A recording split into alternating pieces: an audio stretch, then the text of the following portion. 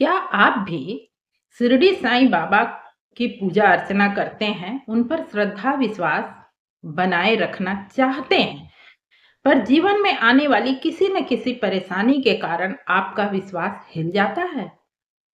ओम साईं राम दोस्तों, साईं कथाएं में आपका स्वागत है। आज की कथा बेहद मतलब विश्वास को बढ़ा देने वाली है और इस कथा को सुनने के बाद आपकी विश्वास मजबूत ही होगी, कभी आप हिलेंगे नहीं। आइए आज की कथा शुरू करते हैं। ये कथा है राघवेंद्र रेड्डी की, जो कि केरल के रहने वाले हैं और जो अनुभव उन्होंने अपने अनुभव लिखे हैं, जहाँ से भी मैंने पढ़ा है, तो ये उनके साथ हुआ है 1942 ईस्वी में, यानी कि बाबा के समाधि लेने के काफ़ी वर्षों बाद।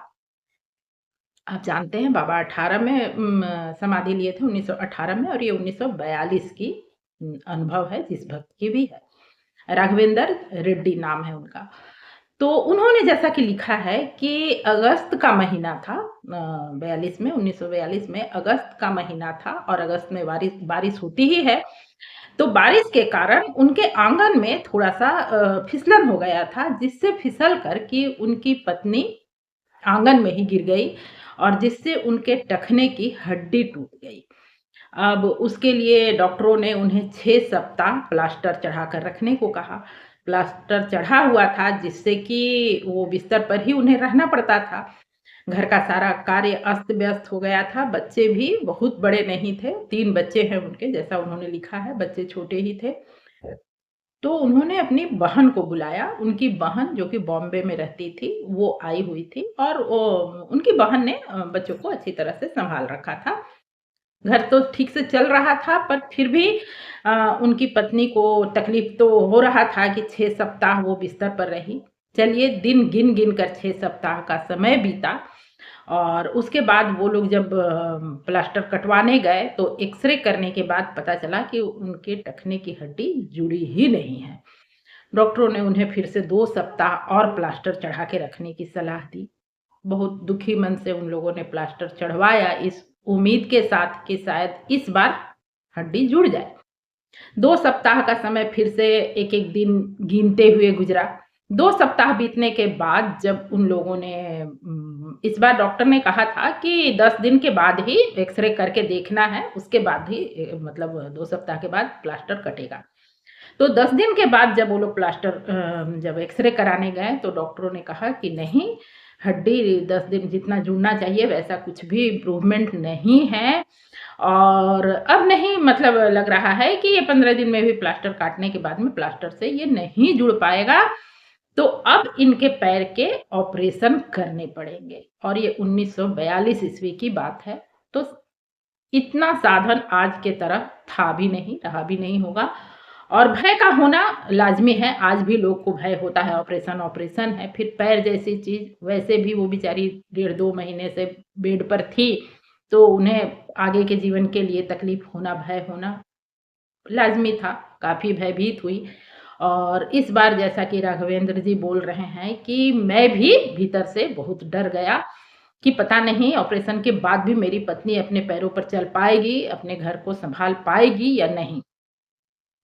इस कारण उनके घर का माहौल बहुत ही दुखी और मतलब परेशान वाली माहौल, उनके घर में परेशानी वाली बात थी और सभी लोग बहुत दुखी थे। एक-दूसरे को ढाँढस तो बंधाते, पर भीतर से सभी डरे हुए थे।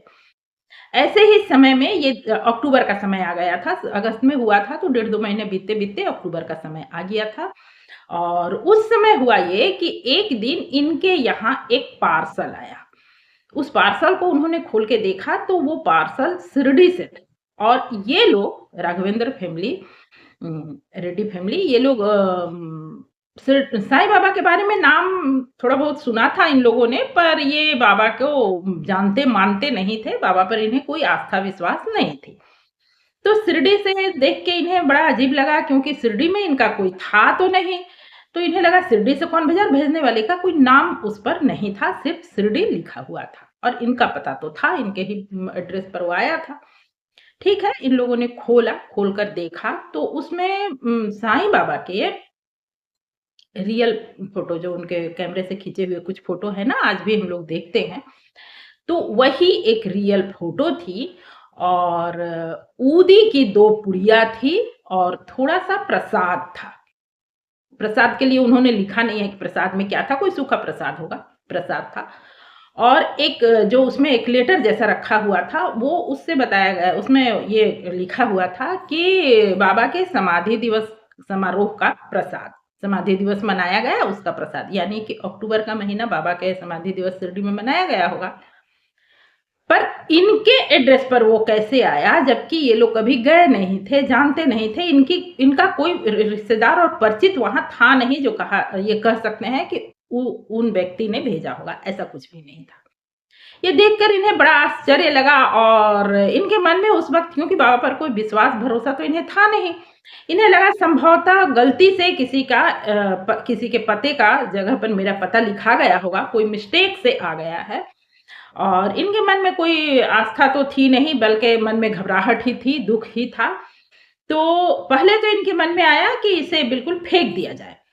फिर इनकी बहन जो कि बॉम्बे से आई हुई थी, उन्होंने बताया कि शिरडी में साईं बाबा नाम के एक फ़कीर हुए हैं जिनका कि बहुत अधिक चर्चा बॉम्बे में है, बॉम्बे से लोग वहाँ जाया करते हैं और बहुत से लोगों का बहुत सा दुःख उनकी आस्था रखने से, उनकी पूजा अर्चना से ठीक हुआ है। तो ऐसे समय में जब आया है ये हमारे पास, तो हमें करना क्या है कि बाबा से क्यों ना हम लोग भी बाबा से प्रार्थना करें। ऊदी के बारे में उनकी बहन को थोड़ी बहुत जानकारी थी। तो ये बात जब उन लोगों ने मतलब राघवेंद्र जी की पत्नी को बताया, तो उनका तकलीफ के कारण, इतने दिनों से सहने के कारण, अब ज़ाहिर-सी बात है कि जब वो इतने दिनों से तकलीफ को सह रही थी, तो जिस भी देवी-देवता को वो मानती रही होंगी, किसी भी देवी-देवता को तो मानती ही होंगी, उनसे तो उन्होंने दिन-रात प्रार्थना की ही होंगी और सफलता उन्हें नहीं दिख रही थी, उन्हें नहीं दिख रहा था कि कोई भी प्रार्थना, कोई भी ईश्वर सुन रहे हैं, तो वो निराश, हताश थी ही। तो उन्होंने कहा कि मैं तो जानती भी नहीं और नाम लेने से और एक पूजा करने से क्या ही ठीक होगा, मैं नहीं करूँगी। इस तरह से उन्होंने बिल्कुल मना कर दिया। उसी समय उनकी पुत्री, जो सबसे बड़ी पुत्री थी, वो 12 वर्ष की थी। उसने कहा कि मैं साईं बाबा की पूजा करूँगी और माँ का पैर ठीक करने की प्रार्थना करूँगी। उनकी बहन को तो हल्का-सा श्रद्धा था ही, वो जानती थी।